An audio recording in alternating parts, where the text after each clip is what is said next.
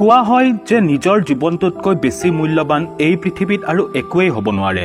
পৰিস্থিতি যেতিয়া জীৱন মৃত্যু পৰ্যন্ত গৈ পায় তেতিয়া এটা কুকুৰেও বাঘৰ সৈতে যুঁজিবলৈ ভয় নকৰে। কিন্তু যেতিয়া এই যুঁজ নিজৰ সৈতেই হয় তেতিয়া পৰিস্থিতি কিছু জটিল হৈ পৰে। আজি আমি এনে এজন ব্যক্তিৰ বিষয়ে ক'বলৈ লৈছো যিয়ে নিজৰ প্ৰাণ ৰক্ষা কৰিবলৈ ইমান যন্ত্ৰণা সহ্য কৰিবলগীয়া হৈছিল যে সেই পৰিস্থিতিত যদি আপুনি আৰু মই পৰিলো হয় তেনেহলে আমি হয়তো এয়ে ক'লো হয় যে ইয়াতকৈতো মৰি যোৱাটোৱেই বেছি ভাল হ'ব। তেনেহলে স্বাগতম জনাইছো আপোনালোক আটাইকে এডিসি নলেজ হবৰ আন এটি নতুন খণ্ডলৈ। আজি আমি জানো আহক সেই বিশেষ ব্যক্তিজনৰ জীৱনৰ এক শিহৰণকাৰী ঘটনা যি দেখি আপোনাৰ বুকু কঁপি উঠিব। এই ঘটনাটো সংঘটিত হৈছিল এৰন ৰলষ্টন নামৰ ব্যক্তিজনৰ জীৱনত। ২৭ অক্টোবৰ ১৯৭৫ চনত জন্মগ্ৰহণ কৰা এই ব্যক্তিজন পেছাত এজন মেকানিকেল ইঞ্জিনিয়াৰ আছিল। কিন্তু ক'ব নোৱাৰাকৈয়ে ক'ৰ পৰা জানো তেওঁৰ মূৰত পাহাৰ বগোৱা ভূতটো সোমাই পৰে। আনকি তেওঁ এই চখ পূৰণৰ স্বাৰ্থত নিজৰ চাকৰিটো বাদ দি দিয়ে। তেওঁ আগবাঢ়ি যায় পৰ্বতাৰোহণৰ জগতখনৰ চেম্পিয়ন হ'বলৈ। দৰাচলতে ৰলষ্টনৰ এটা সপোন আছিল যে তেওঁ কলৰাডোৰ সেই আটাইবোৰ শিখৰ আৰোহণ কৰিব যাৰ উচ্চতা অতি কমেও ১৪,০০০ ফুট হ'ব। আৰু ৰলষ্টনে এই অভিজ্ঞতা অৰ্জন কৰা প্ৰথমজন ব্যক্তি হ'ব বিচাৰিছিল। আপোনাক কৈ থওঁ যে এই তালিকাখনত মুঠ ৫৩টা পৰ্বত শৃংগ আছে। সেইবাবে সেই লক্ষ্যত উপনীত হ'বলৈ তেওঁ কঠোৰ পৰিশ্ৰম আৰু নিখুঁত প্ৰেক্টিচ কৰিবলগীয়া হৈছিল। এদিন প্ৰেক্টিচ কৰি থাকোঁতে হঠাৎ ৰলষ্টনে কেনিয়নিয়াৰিং কৰাৰ কথা ভাবিলে আৰু ইয়াৰ বাবে তেওঁ ব্লু জোন কেনিয়নক বাছি লয়। ব্লু জোন কেনিয়ন হৈছে স্লট কেনিয়ন, যি কেনিয়ন লেন্স নেশ্যনেল পাৰ্কত অৱস্থিত। দৰাচলতে স্লট কেনিয়ন হৈছে এনেধৰণৰ সক্ৰিয় শিলাখণ্ড যি ডাঙৰ ডাঙৰ শিলৰ মাজেৰে নিৰন্তৰে পানীৰ প্ৰবাহৰ ফলত সৃষ্টি হয়। ইয়াৰ বিশেষত্বটো হৈছে এইটোৱেই যে ইয়াৰ গভীৰতা প্ৰস্থতকৈ যথেষ্ট বেছি। ২০০৩ চনৰ ২৬ এপ্ৰিলৰ দিনা ৰাতিপুৱা ৰলষ্টনে সেই সক্ৰিয় শিলাখণ্ডৰ পৰা প্ৰায় ২৪ কিলোমিটাৰ আঁতৰত নিজৰ চাইকেলখন লক কৰি তালৈ যোৱাৰ বাবে খোজেৰেই আগবাঢ়ি যায়, কাৰণ তাৰ আগত চাইকেল লৈ যোৱাৰ আৰু কোনো পথ নাছিল। অৱশেষত কিছু সময় পাছত ৰলষ্টন সেই ঠাইডোখৰত গৈ উপস্থিত হয়। কিন্তু তেওঁ যেতিয়া সেই শিলৰ পাহাৰখনেৰে তললৈ নামিবলৈ চেষ্টা কৰিলে তেতিয়া তাত থকা এটা গধুৰ শিল তললৈ খহি পৰিল আৰু শিলটো খহি পৰাৰ ফলত ৰলষ্টনো শিলটোৰ লগতে তললৈ পৰি যায়। প্ৰায় ১ ছেকেণ্ড পাছতে ৰলষ্টনে অনুভৱ কৰে যে তেওঁ এটা ডাঙৰ সমস্যাত সোমাই পৰিছে, কাৰণ তেওঁৰ সোঁ হাতখন ৩৬০ কিলোগ্ৰাম ওজনৰ সেই শিলটোৱে হেঁচা মাৰি ধৰিছিল আৰু শিলটো লাগি ধৰিছিল দুখন পাহাৰৰ মাজত।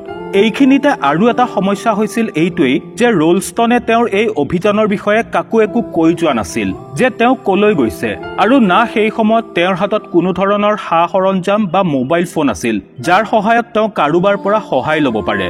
তেওঁৰ ভাগ্য ইমানেই বেয়া আছিল যে তেওঁ যিটো ফাঁকত সোমাই পৰিছিল সেইটো ওপৰ ফালৰ পৰা অত্যন্ত চেপা আছিল। তেনে ক্ষেত্ৰত ভুলতেও যদি কোনো উদ্ধাৰকাৰী হেলিকপ্টাৰ সেইফালেৰে যায় তেনেহলে তেওঁক হেলিকপ্টাৰৰ পৰা দেখা পোৱাটো অসম্ভৱ হ'ল হয়।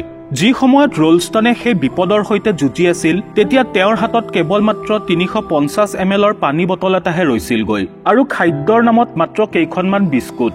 প্ৰায় ৩ দিনলৈ ৰলষ্টন পাহাৰৰ সেই চেপাটোতে আবদ্ধ হৈ থাকে, কেৱল এই আশাতেই যে হয়তো কোনো উদ্ধাৰকাৰী দল তালৈ আহিব আৰু তেওঁক তাৰ পৰা উদ্ধাৰ কৰি লৈ যাব।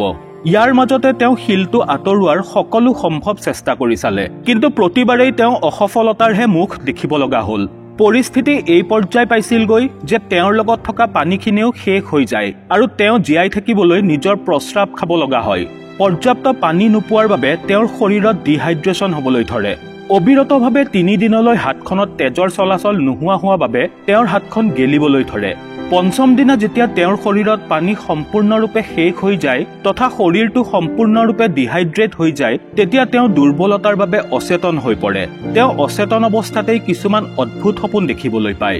তেওঁ দেখে যে ভৱিষ্যতত তেওঁ নিজৰ সন্তানৰ লগত খেলি আছে, কিন্তু তেওঁৰ সোঁ হাতখন কটা। কিছু সময় পাছত যেতিয়া তেওঁ পুনৰ জ্ঞান ঘূৰাই পায় তেতিয়া তেওঁ নিজকে নিজে প্ৰতিজ্ঞা কৰে যে তেওঁ এই সপোনটো দিঠকত পৰিণত কৰিহে এৰিব। তাৰ বাবে লাগে তেওঁ নিজৰ সোঁ হাতখন কাটিবলগীয়াই নহওক কিয়।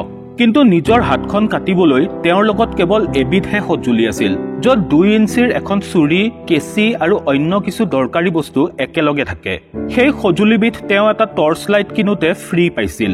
অৰ্থাৎ সেই কোৱালিটিৰ চুৰিৰে হাত কটা, বিশেষকৈ হাড় কটাটো কিমান কঠিন সেয়া নকলেও সকলোৱে বুজিব পাৰিব।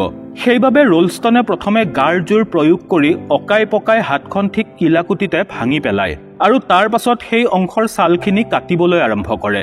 2 ইঞ্চিৰ সেই সৰু চুৰিখনেৰে ৰোলষ্টনে প্ৰথমে হাতখনৰ মাংসপেশীবোৰ আৰু তাৰ পাছত কেঁচিৰ সহায়ত নাৰ্ভবোৰ কাটি পেলায়।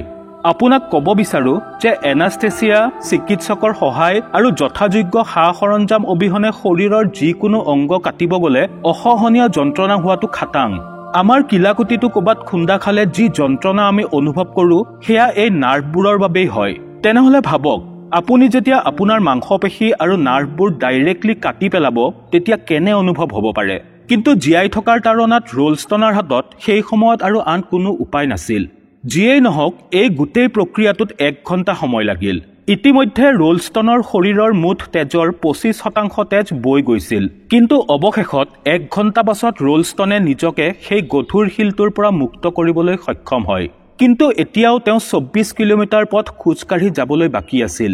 সেইবাবে এখন হাতৰ সহায়তে যেনে তেনে ৰোলষ্টনে তাৰ পৰা ওপৰলৈ উঠি আহে আৰু প্ৰায় 9.5 কিলোমিটাৰ খোজকাঢ়ি যাত্ৰা কৰে। ইয়াৰ পাছত নেদাৰলেণ্ডৰ পৰা ফুৰিবলৈ অহা এটা পৰিয়ালে ৰোলষ্টনক দেখা পায়। সেই পৰিয়ালটোৱে ৰোলষ্টনক পানী আৰু খাবলৈ কিছু খাদ্য দিয়ে, লগতে স্থানীয় কৰ্তৃপক্ষক ৰোলষ্টনৰ দুৰৱস্থাৰ কথা অৱগত কৰে। স্থানীয় কৰ্তৃপক্ষই উদ্ধাৰকাৰী দলৰ লগত যোগাযোগ কৰে, যিয়ে বিগত কিছুদিনৰ পৰা তেওঁক বিচাৰি ফুৰিছিল। কাৰণ ঘৰলৈ উভতি নোযোৱা বাবে ৰোলষ্টনৰ পৰিয়ালে এটা মিছিং ৰিপৰ্ট ফাইল কৰিছিল। অৱশেষত কেইমিনিটমানৰ পাছত এখন হেলিকপ্টাৰত উদ্ধাৰকাৰী দল আৰু কেইজনমান ডাক্তৰ ৰোলষ্টনক উদ্ধাৰ কৰিবলৈ সেই স্থানত উপস্থিত হয় আৰু তেওঁক সুৰক্ষিতভাৱে হস্পিটেললৈ লৈ যোৱা হয়। কেইমাহমানৰ পাছত ৰোলষ্টন যেতিয়া সম্পূৰ্ণৰূপে সুস্থ হৈ উঠে তেতিয়া তেওঁ পুনৰ এবাৰ পৰ্বতাৰোহণ কৰা আৰম্ভ কৰে আৰু কলোৰাডোৰ সেই আটাইবোৰ শৃংগ আৰোহণ কৰা প্ৰথমজন ব্যক্তিৰূপে স্বীকৃতি লাভ কৰে। তেওঁৰ জীৱনৰ ওপৰত আধাৰিত 127 আৱাৰ্ছ নামৰ এখন হলিউড চিনেমাও নিৰ্মাণ কৰা হৈছে, য'ত তেওঁৰ জীৱনৰ সেই সংগ্ৰামক খুব নিয়াৰিকৈ দেখুওৱা হৈছে। পাছত এই আটাইবোৰ কথা তেওঁ এটি টিভি সাক্ষাৎকাৰত অতি সুন্দৰকৈ বৰ্ণনা কৰিছিল। তেনেহ'লে বন্ধুসকল, আমাৰ আজিৰ এই ভিডিঅ'টো চাই আপুনি কেনে পালে আমাক কমেণ্ট কৰি নিশ্চয় জনাব। ভিডিঅ'টো চাই ভাল পালে লাইক আৰু শ্বেয়াৰ কৰাৰ লগতে চেনেলটো ছাবস্ক্ৰাইব কৰি কাষতে থকা বেল আইকনটো প্ৰেছ কৰিবলৈ নাপাহৰিব। পুনৰ লগ পাম মোৰ আন এটি নতুন ভিডিঅ'ত। আজিলৈ আহিছোঁ, ধন্যবাদ।